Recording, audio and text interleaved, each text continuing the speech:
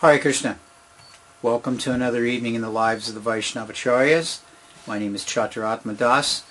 Very happy to have you with us. We've been observing in the chat room that we got a full house tonight. We're very happy to have a full house. I see Surfer Bob is back. We've missed you for a couple of weeks. Nice to have you with us. And Manjesh is here. Foot Dust is back again, of course. Our dependable Kartik Devi Dasi is there. Radha Prem, nice to have you there. Radha Prem, if you wouldn't mind just jotting down where you're listening from, we'd appreciate knowing that. And to all the rest of you that are listening in, tonight is going to be a wonderful treat. From Montreal, thank you, Radha Prem. So, we're going to discuss tonight the very first Gaura Purnima festival, inaugurated in Katori by Narottam Das Thakur Srinivasacharya, attended by Shamananda Pandit and under the direction of Mother Janava Mata, primarily. If we take a look at, I've mentioned this a few times, universal time, we are practically associates of Mahaprabhu. I mean, it's only 500 years ago that he was here. Now, in many cases, we have a vast amount of knowledge of the pastimes of the devotees of the Lord during Mahaprabhu's time, and some in the second. This is one of those cases. We have three different sources for the story of the whole festival at Narottam's home village of Katori. There's the Narottam Vilas written by Narahari Chakravarti Thakur. There's the Prem Vilas written by Nityananda Das. And there's the Bhakti Ratnakar, also written by Narahari Chakravarti Thakur. Of the three, Bhakti Ratnakar has the most detail and the fullest information. Although, because the other three are a little different focus, there are some bits and pieces there. So what I'm going to attempt to do tonight in this short amount of time that we have, because anytime you begin to discuss the pastimes of the Supreme Personality of Godhead and His associates, the time is always too short. Doesn't matter where you're speaking. So we're going to try and cross-reference these three as able to. And I'm going to try to refrain from giving too much commentary, which I'm prone to do. That is my nature. That's why we have this circumstance set up like this broadcast. But to rely as much as we can just on the words given by Narahari Chakravarti Thakur. Mauricio, you're there! There are certain people that one of these days I'm going to have to meet. Okay, now we can start. All right, so we begin the concept of this festival. Srinivasacharya is staying in West Bengal with his recently made disciple Ramchandra Kaviraj and most intimate associate, who will soon become the same for Narottam Das Thakur. At any rate, he's greatly feeling the separation from Narottam Das Thakur, and Ramchandra Kaviraj is likewise feeling this separation. Ramchandra Kaviraj has a dream during this mood of separation from Narottam, in which Sri Chaitanya Mahaprabhu appears and tells him, don't worry, everything is going to be all right. You don't know your real identity, but you were as dear to me as Narottam is. This is Lord Chaitanya says like this to him. So at any rate, Srinivas and Ramchandra quickly hurry to the village of Katori. Now, of course, quickly hurry is a relative term, in fact that they're in West Bengal, he's in East Bengal. But they hurriedly go to meet Narottam, as Bhakti Ratnakar says. When they met, Narottam bowed down at the feet of Srinivasacharya, who immediately picked him up and embraced him tightly, holding him for a long time. Srinivasacharya then introduced Narottam to Sridasacharya and others. Although Ramchandra Kaviraj observed Narottam Das and his heart was greatly moved by emotion, he did not speak. Now I am going to do one thing. If you happen to have pen and paper, I'll give you a little heads up on where you can find this story in case you have these three books, Prem Vilas, Narottam Vilas, and Bhakti Ratnakar. So right now this description is in Bhakti Ratnakar on page 397. All right. Sitting alone in a quiet place, Srinivasacharya and Narottam spoke with each other. Srinivas inquired about the welfare of Katori. Narottam humbly replied that he had gone to Gauda Desh and had toured all the holy places there. as we spoke about last week. He engaged himself in the worship of the deity of Mahaprabhu there. We didn't finish out the story between his traveling to Navadvip and traveling to Orissa and finding the deity. Thus he received the mercy of the deity and had built a temple for the Lord. He had hoped that on the full moon day in the month of Palgun, which is where we are, Srinivasacharya would install the deities in that temple. Srinivasacharya's arrival in Talia Budari was much later than Narottam expected, and he feared that it was too late to arrange for the festival. So he had an idea for a festival. This had originally come from Janavamata, had encouraged like this. And so then Santosh Dutt revealed to Narottam that he had these different deities he wanted to install, and then the plan was to arrange for this first Gaura Purnima. This was Janavamata's adding to it. So Srinivas assured him, he said, no, don't worry. He said, this was all the Lord's arrangement because so many different activities happen, and he describes them a bit in that way. In this way, there's a bit of a description about how Srinivas began to feel great separation from Lord Chaitanya, and Lord Chaitanya appeared to him in a dream and assured him that, yes, you should go on with this festival, don't worry in this way. So in this way, Narottam and Srinivas agree that we will organize this big grand festival. Lord Chaitanya has promised me in this dream that he and his associates will be there in a form, and that we should invite all of the current existing associates and all of the Vaishnavas in general. So here we pick back up on page 398. The next morning the devotees assembled, and Srinivasacharya took great pleasure in sending invitation cards everywhere. He wrote the invitation cards in verse form and selected 15 persons to carry the cards to Navadvip and other places. He sent an invitation to Shamananda in Orissa as well. I just think it would be so wonderful to have one of those invitation cards, to see one of those invitation cards written by Srinivas in poetic verse form, inviting everyone to the first Gaura Purnima festival. How ecstatic that must have been. Soon everyone knew that on the Palgun Purnima there would be a grand festival in Kittur. The residents of Talia Budari, Bahadurapura, and many other places were all happy to hear the announcement of the festival and receive the invitations. Srinivasacharya and the devotees engaged themselves in Sankirtan throughout the day and the night. Sri Gokula, Sri Devi Das, and many other prominent disciples of Narottam Das Thakur sang beautiful kirtans accompanied by musical instruments. One day Srinivasacharya's wife spoke to him privately.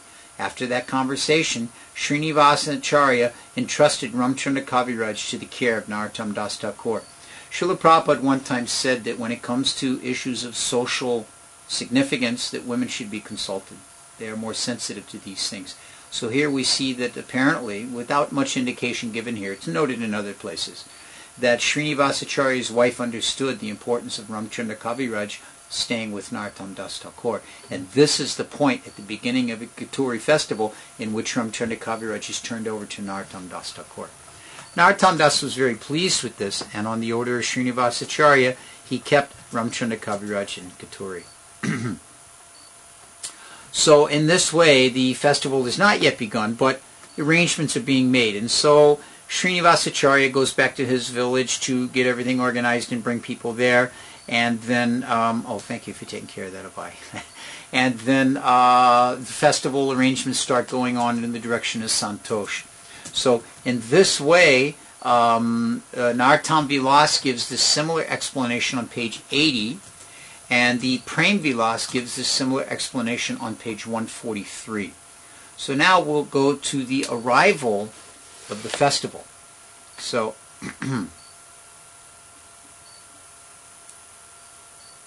here we go. Thereafter, Srinivasacharya and his associates left for Kittur. Narottam Das was glad to receive news of their arrival there, and along with Ramchandra Kaviraj and other devotees, he went to receive them.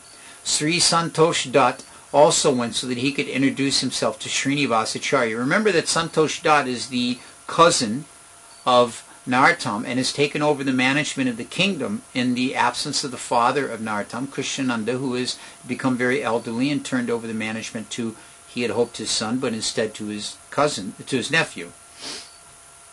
And Santosh Datta has inherited all the wealth and is taking charge of doing everything in a very, very wonderful Vaishnava way. We mentioned when we were reading from Mother Sitala's book about how the arrangements were made for any guests that came under Santosh Datta's direction for wonderful facilities for them there in Kituri. So wait till you hear this. Narottam Das Thakur and Srinivasacharya were very happy to meet each other again. They went to Narottam Das's house, and Narottam arranged some accommodation for all the associates of Srinivasacharya, and Santosh Datta appointed many people to perform the different household duties required for the guest. So we find that not only had there been, this is also described a little more elaborately from a different angle on page 143 of Prem Vilas. In the Bhakti Ratnakar, we get a bit shorter version of how Santosh Datta arranged for each devotee to have different residential facilities, and different devotees to serve them, take care of their laundry needs or their cooking needs or keeping their place clean like that. So very, very nice host, to say the least. Srinivasacharya, after meeting with Narottam, first went to visit the deity of Lord Chaitanya and the 5 additional deities of Lord Krishna to be installed. He became enchanted upon seeing their darshan.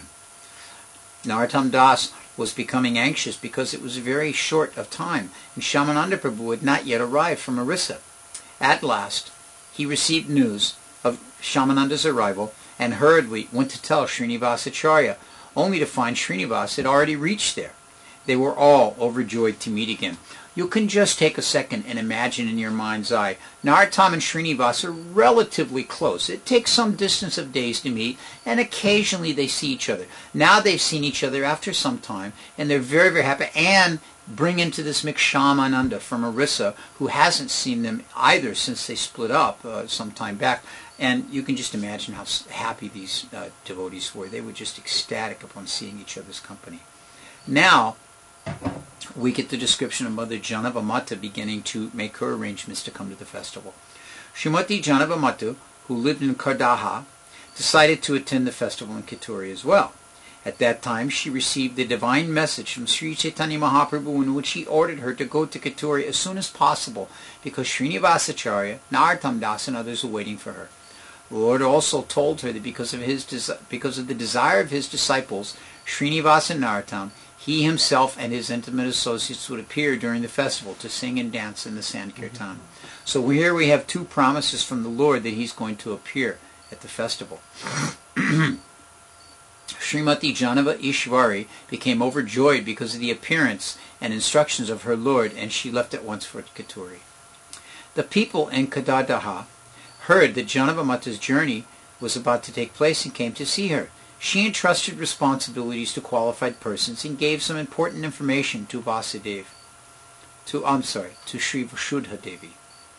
She had to pacify Ganga and Veerbhadra Prabhu when she left along with her disciples, who were all great devotees of the Lord. Then there's a list given of the disciples. Note is given as to how they traveled. Janava Mata was kept in a palanquin, and people would come to meet her as they passed through the different villages. It mentions her stopping in Ambika, the home of Gauridas Pandit and Hridoy Chaitanya. It mentions her approaching Navadweep. It mentions that she went to Shantipur, and there she met the sons of Advaita Acharya. And in this way, different other devotees were arriving in Kituri as she was making her way. It mentions that Raghunandana Thakur and his associates from Srikanda met with them on the way to Kituri. So we can just imagine our mind's eye the village of Kituri as being just inundated with waves of devotees coming from all different places at all different times and meeting with each other, 5 kilometers out, 1 kilometer out, 2 days out, whatever. Oh, you're going also. We're going too. Oh, this will be such a wonderful. Did you know so-and-so? I heard so-and-so is going to be there. There's going to be a deity installation. There'll be a grand Abhishek. Srinivasacharya, the most expert at puja, is going to be overseeing. Like this, the devotees are going on and on. So, everyone's just in this mood of excitement like anything. So, now we get the description of the Vaishnavas arriving in the village of Kituri. Upon the arrival of all the Vaishnavas in Kituri, the village became the center point of divine happiness. Srinivasacharya and Narottam Das led the party that came to receive all the honored guests, and all the people of the village fell at the feet of these various great devotees.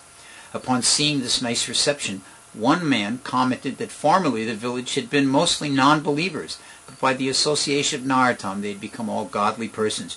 You may remember this from previous times, that the village of Katori was not always a seat of Vaishnava activity. It was only with Narottam's return after his residence in Vrindavan and training by Jiva Goswami that he transformed his home village. Srinivasacharya and Narottam Das arranged accommodations for each guest.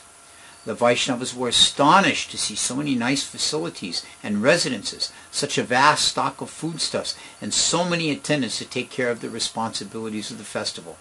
The people of Katori forgot their personal miseries upon attaining the association of the great devotees, and they all looked forward to beginning the grand festival.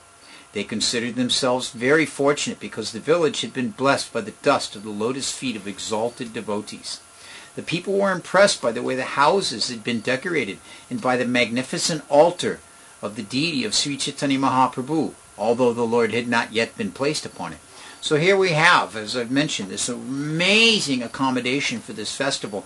Everyone is being received so nicely with nice facility. A beautiful temple has been built and an altar that is so appropriate for Mahaprabhu, and now we begin to see that everything is going to take place. The next day, and this means tomorrow, the next day was Gaura Purnima, and the 6 deities of Krishna would be placed upon their altars. Tomorrow the great devotees would assemble, and even the demigods would come to observe this grand festival. Everyone eagerly awaited the performance of Sankirtan. Someone spoke appreciatively of the fortunate king Santosh Dutt, who had taken great care to arrange everything for the festival, and who had decorated the compound where Sankirtan would be performed by erecting a beautiful canopy and placing banana trees all around. Another person commented that never in his life had he seen so many people making flower garlands and sandalwood paste. Now, I've had the experience of attending some functions in these little villages like this. Every single person is given a garland of marigolds, or whatever the flower is, and mostly marigolds, and sandalwood paste is anointed on their foreheads. I've even seen situations where at the beginning of a big kirtan, they'll go around and worship the mridanga and the kartals with sandalwood paste and garlands too, so it's really quite amazing. So just like right now, in so many temples in our ISKCON society worldwide, well, at least here in the Western Hemisphere, where we haven't started Gaura Purnima yet, they're already, they're already kicking it up down on the other side of the world. But at any rate, we see, just like here in Alachua, the temple room is filled with devotees making vases and making garlands and stringing arrangements and decorations like that. So this is what's going on. This is what happens on Gaura Purnima. Someone else said they had never seen so many types of musical instruments, or so many singers and dancers assemble in one place. Another man wished that night would quickly pass so that the next day would come and they could witness the activities of all the great devotees and spend the entire day with these devotees, feeling no need to return to their homes. Then he would chastise them for returning home simply to eat. Enthusiasm for the festival was heightened by the sounds of the musical instruments, indicating that morning was not far off. Early in the morning, everyone went to the temple to see the beautiful deities. This means early in the morning we all go to Mangalarti. The visiting devotees assembled in the courtyard of Sri Gauranga's temple wearing new clothes and decorated with tilak. They took their respective seats, and Srimati Janavadevi took her seat in a separate place. Srinivasacharya, and this is a separate place because she is the most honored guest, giving great respect to her. Srinivasacharya and Narottam Das were very pleased with the nicely decorated area. Sri Chaitanya Mahaprabhu's associates gave permission for Srinivasacharya to start the ceremonial bathing of the deities. Srinivasacharya bowed before the great devotees before beginning the rituals, and thereafter he carefully installed each of the 6 deities on their respective altars. Now, each of the different devotees have their expertise, and I mentioned this before, but just to highlight it again, the particular expertise of Srinivasacharya was pujas and samskaras and installations and things of this nature. This was what he really knew. Narottam was a bhajaneer. He really knew all the bhajan and the musical side and like that. So everybody had their strength. According to the will of the Lord, Srinivasacharya announced the names of the deities. So if you've got pen and paper, this is the point to take note. The names of the 6 deities were as follows: Sri Gauranga, Sri Balabhikanta, Sri Braj Mohan, Sri Krishna, Sri Radhakanta, and Sri Radha Raman. Now I can tell you the Sri Gauranga deity is worshipped somewhere just outside of the area of Mayapur, about an hour and a half, I believe it is, outside of the village. Sri Braj Mohan is, of course, worshipped in the village of Vrindavan, and Sri Radhakanta are worshipped in Jagannath Puri. One of the deities, and I believe it is Radharaman, is worshipped in Dwarka, and one of the deities, Sri Krishna, has been lost to eternity. Was worshipped by in what is now Muslim areas in Bangladesh, and the deity has been lost to time. At any rate, we're installing them, we're not losing them. The exalted devotees shed tears as they observed the beauty of the 6 deities, and the demigods in the heavens showered flowers. The holy name of Sri Hari resounded, and the musicians began to play their instruments. The Brahmanas chanted Vedic hymns, while Srinivasacharya carefully dressed the deities in gorgeous new clothes. He offered scented sandalwood paste and flower garlands to Sri Chaitanya Mahaprabhu. This indicates the deity. After performing all the required ceremonies, Srinivasacharya arranged for the offering of lamps before the deities. Now we should understand this doesn't mean just they took a 5-wick ghee lamp and offered it. They have ghee lamps that have 108 wicks on them, that have 101, that have 51, that have 11, all different beautiful shapes and styles, and an assembly of devotees would offer these varieties of lamps at the same time with such an amazing glow from all the various styles and collection of ghee wicks that were illuminating the deity. You can just imagine in your mind's eye how beautiful this was. The devotees called out the holy name of Lord Hari and prostrated themselves on the ground before the deities. Narottam Das Thakur had composed a verse by which he offered obeisances to the deities by singing the names of Gauranga, Balabhikanta, Sri Krishna, Braj Mohan, Radharaman, and Radhakanta. You see if I can remember that. Sri Gauranga. I can't even remember it. I should have written it down and brought it. My apologies to all of you. Although the courtyard had insufficient space, many hundreds of people wanted to assemble to watch the offering of the various lamps. After that offering, Srinivasacharya offered many palatable food preparations to the deities, placing each in a different container. He then offered water for the lords to wash their hands and mouths, and betel leaves for them to chew. He then offered the deities garlands and sandalwood paste and fanned them with the chamara. When Srinivasacharya opened the door to the temple, the sweet scent from the body of the deities filled the entire courtyard. Everyone was overwhelmed by seeing the shining glow from the body of the deities. Even Srinivasacharya lost control of his emotions while gazing upon the forms of the Lord and fell to the ground offering his obeisances. He bowed down humbly at the lotus feet of the associates of Sri Chaitanya Mahaprabhu and embraced them with tears of joy filling his eyes. He then lay prostrate at the lotus feet of Janava Devi, who affectionately ordered him to distribute the offered garlands and sandalwood paste to the assembled devotees. Such an amazing description. Srinivasacharya carried each garland on a separate plate and offered each garland to the associates of Sri Chaitanya Mahaprabhu. Janava Devi then ordered Nrsimha Chaitanya to give garlands to Srinivasacharya, Narottam Das, and their followers. Janava Mata became so overwhelmed by the touch of the garland and sandalwood paste that she became very emotional. Sri Janava Ishwari looked at Narottam Das with a fixed gaze, infusing him with spiritual prowess beyond the comprehension of common men. Now there's a description given of this, that when this activity after the installation was done, Janava Mata looked at Narottam Das Thakur, and completely by her look alone, she infused within his heart the particular mood of the kirtan that was to take place. And then he began the kirtan. The sons of Advaitacharya, Sri Achyutananda, blessed Narottam Das Thakur, and then the devotees gave him their permission to please begin the Sankirtan. Now you can imagine, just as many of us know Indra Prabhu, and Indra Prabhu has his crew. And wherever he goes, he takes these devotees with him. And they all know Indra's mood. And they all do kirtan in such a way to bring about that mood that he's trying to establish at that particular time. Where did this come from? This originated with the way Narottam Das Thakur performed Sankirtan. And so this is imbued in him, by Mother Janavamata. And so the devotees encouraged him. And now with all of his associates who were expert in singing, dancing, and playing musical instruments, he began Sankirtan. Narottam Das led the kirtan, and Sri Ballava Das and others repeated each line responsively. Sri Gauranga Das and others played musical instruments and sang. Sri Gokula sang, and his sweet voice impressed everyone.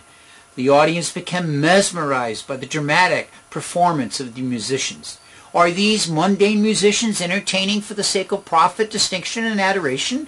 No, these are devotees absorbed in the glorification of the holy name for the pleasure of the Lord, but doing it with the most expert method to bring the Lord the greatest pleasure. Surrounded by his musicians, Narottam Das Thakur looked like the sun surrounded by innumerable stars. During the kirtan, Narottam Das and others singing absorbed themselves in thoughts of Lord Chaitanya, Lord Nityananda, Advaita Acharya, and dedicated themselves to the mercy of the Lords. By their artistic performance, the ragas and raginis, the male and female of the musical arrangements, then the raga and raginis that they sang seemed to come to life. The emotions of their songs increased the tempo of the instrumentalist, and the volume of the song thus increased, and so the pleasure of the Vaishnavas also increased. Kandavasi Sri Raghunandana offered sandalwood paste and flower garlands to all the mridangas and kartals, to the personal instruments of Sri Chaitanya Mahaprabhu, and then embraced Narottam and the other singers in a wave of emotion. He garlanded Narottam and the other singers, and they in turn bowed down to him, offering respects to each other. Thereafter, Narottam changed the style of kirtan, which described the mental condition of Lord Chaitanya as he was absorbed in the mood of Sri Radhika. The singers became emotional during the performance, and this heightened the ecstasy of the audience. Sri Janava Ishvari cried when she listened to the song describing the devotional qualities of Sri Gauranga. Sri Achyutananda, Sri Pati, Sri Nidhi, and others lost control of their emotions and shivered in ecstasy during the kirtan. I mean, you can just paint this picture in your mind and just feel your hairs stand on end. People discussed the kirtan recital of Narottam Das in various ways. One person appreciated the way that Narottam Das expressed the inner meaning of each song. Another person appreciated the overall masterful presentation. Someone else said that Narottam Das was attempting to duplicate the method of kirtan employed by Sri Chaitanya Mahaprabhu himself at the house of Sarup Damodar, in the hopes of attracting the Lord to participate in the kirtan. Another man agreed that Sri Chaitanya Mahaprabhu must be enjoying these kirtans along with all his beloved companions. One devotee expressed his inner desire to see the Lord and his associates manifest themselves in the midst of this Sankirtan. Regardless of the various opinions, everyone appreciated the quality of the melodious kirtan, saying that the Gandharvas and the Kannaras must be ashamed of their own singing. Whew, wow. During the kirtan recital, the demigods showered flowers on the singers. Narada Muni and other great sages and ascetics came in disguise to attend the kirtan. Even animals, birds, snakes, and other creatures were mesmerized by the songs of Narottam Das Thakur. Now, just as a side note, these songs can be found in his book Prem Bhakti Chandrika. Prem Bhakti Chandrika contains all these songs that he was singing at this time. As the ocean of Sankirtan, little by little, overflowed its banks, the people in the Sankirtan pavilion forgot their individual existence and became bathed in their own tears. While listening to the Sankirtan, Lord Gaura Sundar decided to reveal himself very clearly in that place. Within the Sankirtan pavilion, Lord Chaitanya, Lord Nityananda, Sri Advaita Acharya and other associates of the Lord suddenly became manifest like lightning within a cloud. Charming the universe by their appearance, they became the precious jewels of the Sankirtan party. This pastime of Sri Chaitanya Mahaprabhu participating in the Sankirtan performance was beyond the comparison of even Lord Brahma and other demigods. The devotees became enchanted by the beautiful clothing and graceful gestures of these divine personalities. In the midst of the Sankirtan, they gracefully danced in time to the increasing beat of the musical instruments. Whew, I got to take a breather here. You can just imagine. We've all had those kirtans, experienced those kirtans that just build, and the devotees become more and more ecstatic, and it just builds. And we can imagine this going on by these intimate associates. And then in the midst of that, Sri Chaitanya Mahaprabhu himself, who is long departed, appears with Nityananda and Advaita Acharya. Wow. Sri Chaitanya Mahaprabhu's indescribable dance in that kirtan seemed to shower transcendental love throughout the entire world. Sri Nityananda Prabhu's dancing caused the world to tremble, while Advaita Chandra danced like a mad lion and roared in ecstasy. Gadadhar Pandit joyfully danced along with Srinivas Acharya.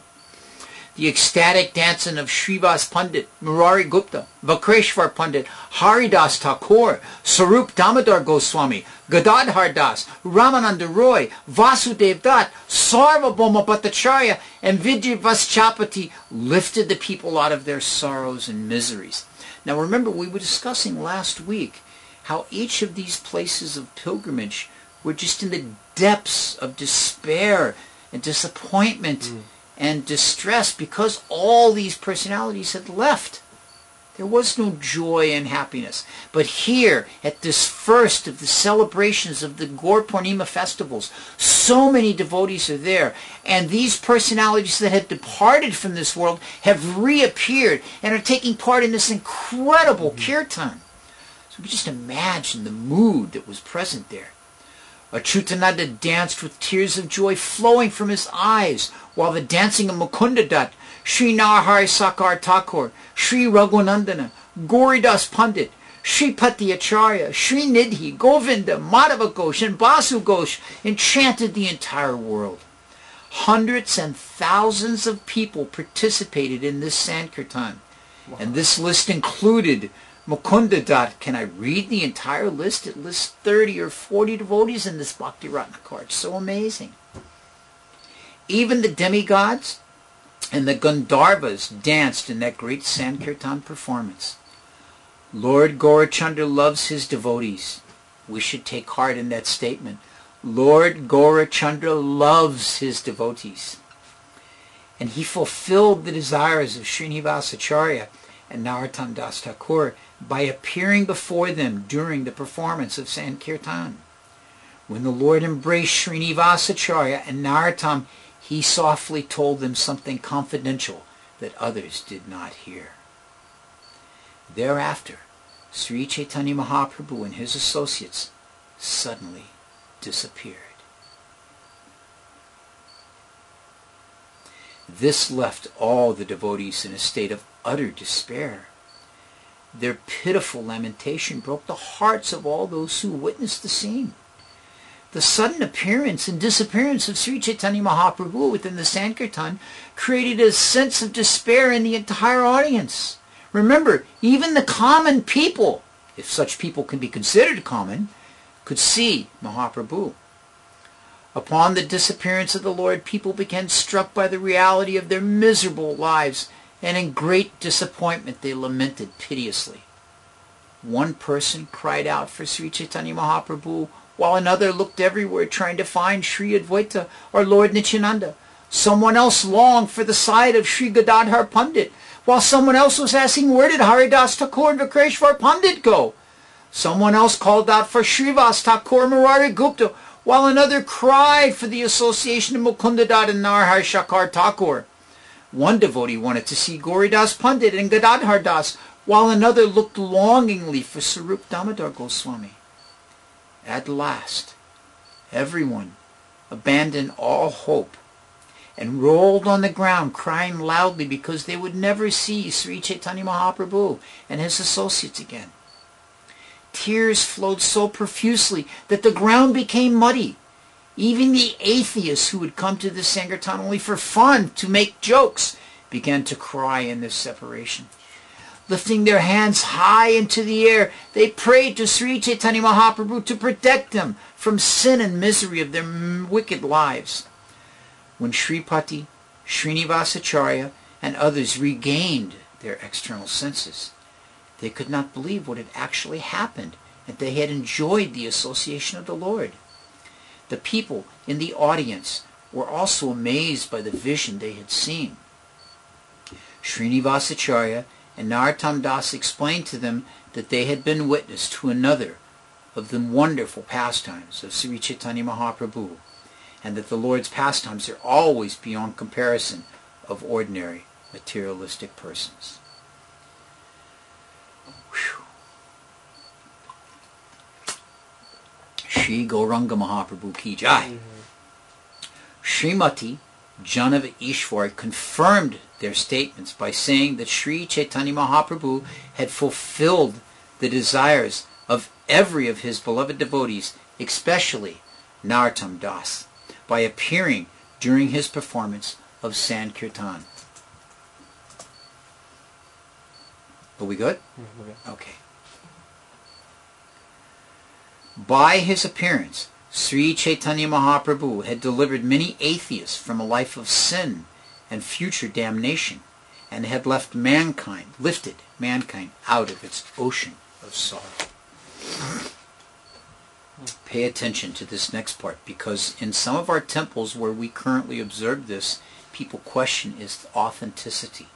Listen carefully. Janava Devi then ordered Srinivasacharya to inaugurate the program of throwing colors, known as Holi.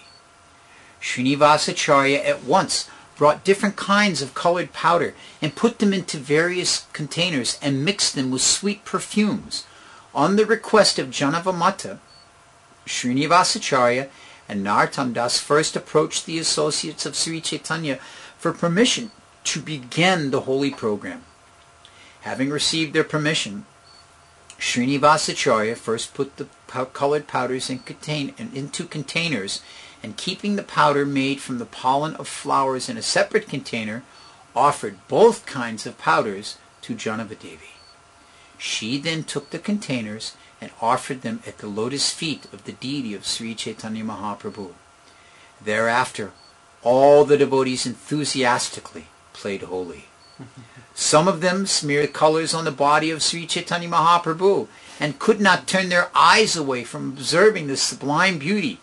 They offered colors to Sri Balabhikanta, Sri Braj Mohan, Sri Radha Krishna, Sri Radhakanta, and Sri Radha Raman, and became overwhelmed by the exquisite beauty of the deities. The Vaishnavas also appeared very beautiful as they smeared colored powder on one another until their bodies became very bright and colorful. As they played Holi, someone sang about the pastimes of throwing colors performed by Sri Radha and Krishna. By the will of Sri Chaitanya Mahaprabhu, the throwing of colors was a very enjoyable festival in which the demigods mingled with the devotees so that they could take part. I would just inject here, this festival has been taken to its perverted zenith in places like Vrindavan and Radhakund, where you go and, like it or not, you are viciously smeared with the holy powder. Here we see that the associates of the Lord, with great respect and with great attention, engaged in the activity of Holi.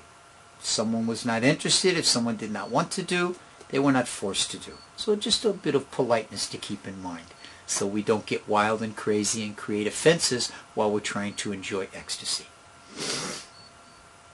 In the evening, the festival ended, and the devotees offered lamps to the deities and then once again performed a Sankirtan. Thereafter, the great Vaishnavas took their seats in the courtyard of Sri Chaitanya Mahaprabhu's temple and requested Srinivasacharya to perform ceremonies commemorating the appearance day of Lord Chaitanya. Srinivasacharya bowed down to them and then gladly entered the temple, where the pujaris enthusiastically arranged for the necessary paraphernalia for the occasion. We note that this is taking place at the end of the day. When? At moonrise. Because this is when Lord Sri Chaitanya Mahaprabhu appeared at the moonrise. So this is when the festivity is celebrated. On separate plates, the pujaris placed many things and gave them to Srinivasacharya. Srinivasacharya carefully removed the clothing of Sri Gauranga, covered the Lord's body with a white cloth, and placed him on another altar. There were prescribed procedures for observing the appearance day of Sri Krishna, and the same methods were observed for celebrating the appearance day of Lord Chaitanya, because Lord Gauranga and Lord Krishna are the same Supreme Personality of Godhead, appearing in separate forms. I'll repeat that for emphasis. Because Lord Gauranga and Lord Krishna are the same Supreme Personality of Godhead, appearing in separate forms. After the ceremony commenced, the Brahmins recited Vedic hymns, and the professional reciters sang about the character of Sri Chaitanya Mahaprabhu. Singers from various provinces sang songs about the Natya pastimes of Sri Chaitanya Mahaprabhu. Instrumentalists and dancers danced along with the songs. Whoever observed this ceremony was certainly very fortunate. Some people say that the day of Gaura Purnima was so auspicious that whoever observed this most holy of days would certainly receive the mercy of Lord Gauranga. Other people acknowledged with astonishment that Chaturatma was brilliantly lit by the rays of the moon. Someone said the moon personified had come to enjoy the special occasion. Still others felt that the associates of Sri Chaitanya Mahaprabhu were themselves as brilliant as the moon. Although the prescribed rituals were completed, the great Vaisnavas continued their kirtan, and in that way passed the entire night. At last, their kirtan ended, and they attended Mangal Arti for Lord Chaitanya. Later on, in their residences, the devotees performed their morning routines such as bathing and reciting prayers. Srimati Janava Ishwari also finished her bath and morning prayers. Then, feeling fully satisfied, she enthusiastically cooked many kinds of food and offered each preparation to Lord Gauranga, Balabhakanta, and the other deities. Srinivasacharya invited the Lord's associates to attend Arti, and so all the devotees assembled in the courtyard of Sri Gauranga temple. Now, in the Prem Vilas on page 143, there's a very nice description of Mother Janavamata's cooking. And in the biography of Janavamata, there's a very elaborate story of how she prepared everything and the number of cooks that assisted her and the varieties of persons that came to cut vegetables in certain manners and how she organized the spice grinders in a particular part of the kitchen and then brought everyone for. It's just such an amazing description of her cooking abilities. Everyone became enchanted by the beauty of the Lord, his attractive posture, his tilak on his forehead, his arms and his chest, and his beautiful new clothes. After the arti, the pujari offered tulsi garlands from the deity to each of the associates of Sri Chaitanya Mahaprabhu. Then the pujari put the deity to rest and fanned him with the chamara. While the Lord was resting, the pujari came out of the temple and closed the door. The devotees offered their obeisances to Sri Chaitanya Mahaprabhu, while Srinivasacharya and Narottam Das Thakur offered their obeisances to the Lord's associates. Now, what we have is the devotees have observed the day before the festival of the installation of the deities. They've had kirtan all evening. They've observed fasting for Gaura Purnima. They've observed the proper worship of Lord Chaitanya on Gaura Purnima evening. They had kirtan all night. They went to Mangal Arti all the way through with the kirtan. After Mangal Arti, they bathed and performed their morning duties, their prayers, their personal pujas, and things of that nature. Then they gathered together again for kirtan while Mother Janavamata is cooking. Then the deity, after the arti is finished, was put to sleep. This means noontime.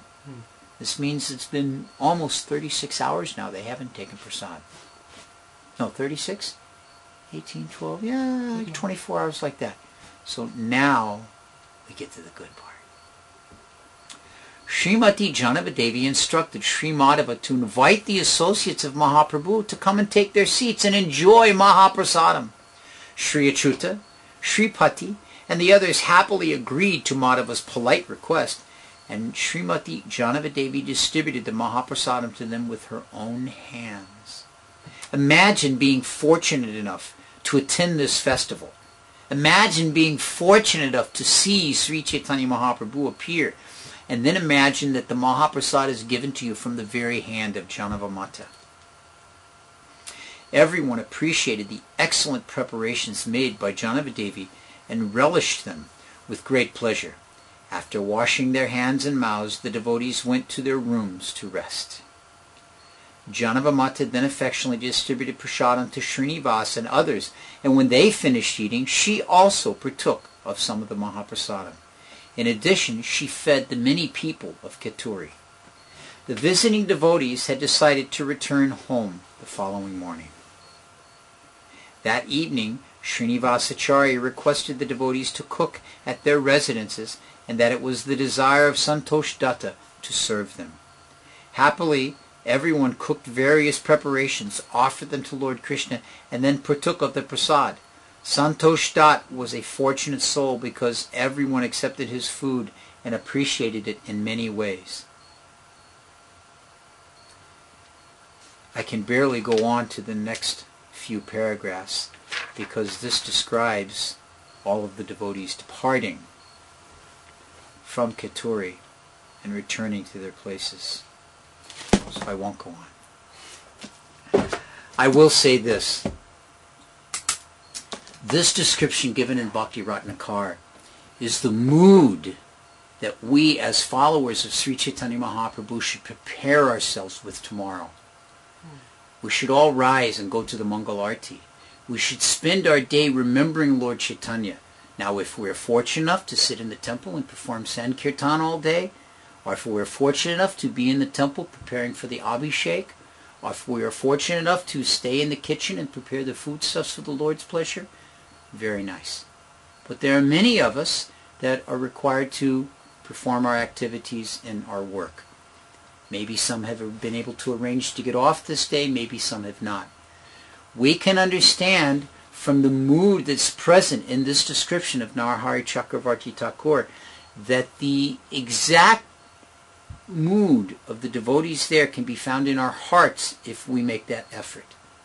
And even though we may be physically in some other circumstance, we can remember these pastimes of how the devotees are observing the observance of Gaura Purnima, and in this way allow our hearts to be filled with satisfaction and joy, and our mind to be uplifted from wherever we find ourselves engaged until the workday is over, and then we all join again in the temples in the evening, and great Sankirtan activity can take on, with a bit of a performance of the Holi festival according to one's like or dislike or desire or not to be involved, and then wonderful, wonderful Sankirtan, and then wonderful feast prasadam distributed to all.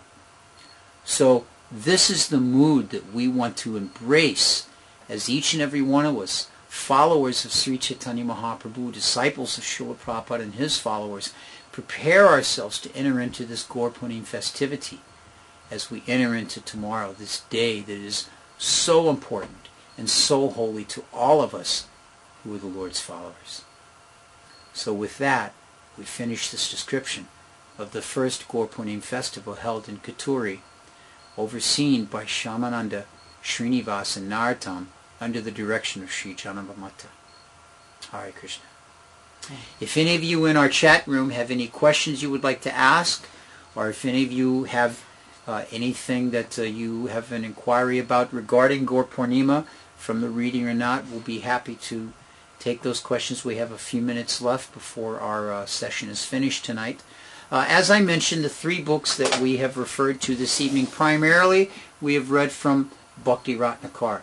Bhakti Ratnakar is available from Krishna.com, and you can get the opportunity to read these pastimes yourself and absorb yourself. Actually, my wife has been reading this over the last few days. She wanted a special mood for Gaura Purnima, and she was telling me she had just never understood how wonderful this book is until she read it. And so you can all experience that same opportunity. The other two books that we've been reading is the Narottam Vilas, also written by Narahari Chakravarti Thakur, also available from Krishna.com, and the Prem Vilas.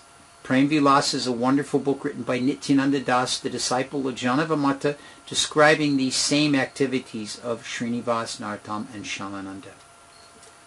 Mauricio has asked in the chat room, what was Shamananda Pandit's specialty? And Shamananda Pandit's specialty was preaching. He was known as a very, very dynamic preacher. And if you meet any devotees that are from Orissa, you can describe them as Shamananda Vasis, that they are residents in the abode of Shamananda. And his preaching brought many, many of the different places in Orissa into the wonderful mood of Sri Chaitanya Mahaprabhu's Sankirtan activities. So if no one else has any questions, well, up. And have any of those invitations been preserved? We were just speaking about that at the beginning, Radha Prem. But to have one of those invitations in your possession. I will mention, I wasn't going to say anything, but since it's been brought up, some of you may be able to see this picture frame I'm holding. And inside this picture frame is a piece of palm leaf from one of the original books of Narottam Das Thakur. Can we focus on that? I mean, you can't really see much. It looks like just a little smudge, but it's actually a piece of a palm leaf. Now, my goal is to find out from the devotee that gave me this which book of Narottam Das Thakur's this came from. But at any rate, how wonderful it would be to have one of those invitations.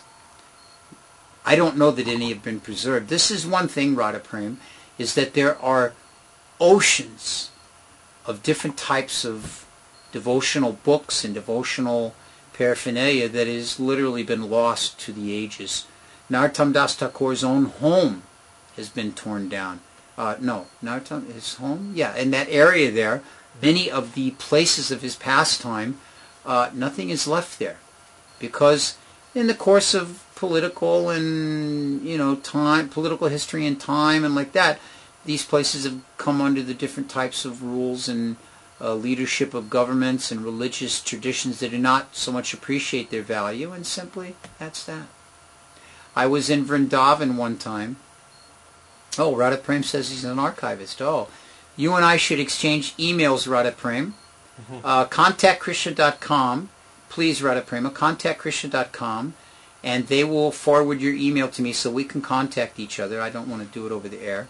And that way we can find out a little bit more. Now, Mauricio is asking what was written on those invitations. That we also don't know. That's some more research I would like to do. We can find out about that.